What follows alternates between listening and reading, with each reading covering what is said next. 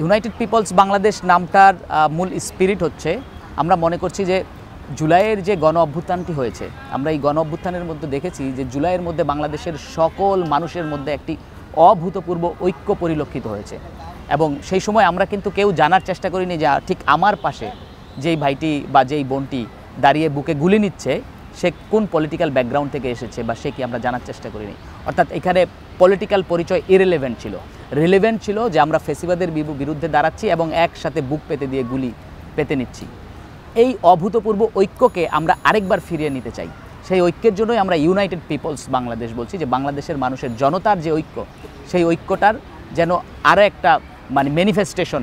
আমরা আরেকবার ঘটাতে পারি, যার মধ্য দিয়ে আমরা আওয়ামী লীগকে নিষিদ্ধ করব, এই গণহত্যাসমূহের জুলাই, শাপলা, পিলখানা হত্যাকাণ্ডের গণহত্যাসমূহের বিচার করব, ৭২-এর সংবিধানকে আমরা বাতিল করব এবং ইনশাআল্লাহ আমরা বাংলাদেশের রাজনৈতিক সংস্কৃতিতে যে দুর্বৃত্তায়নের পলিটিক্যাল ইকোনমি, এটাকে চ্যালেঞ্জ করার মধ্য দিয়ে বাংলাদেশের মানুষের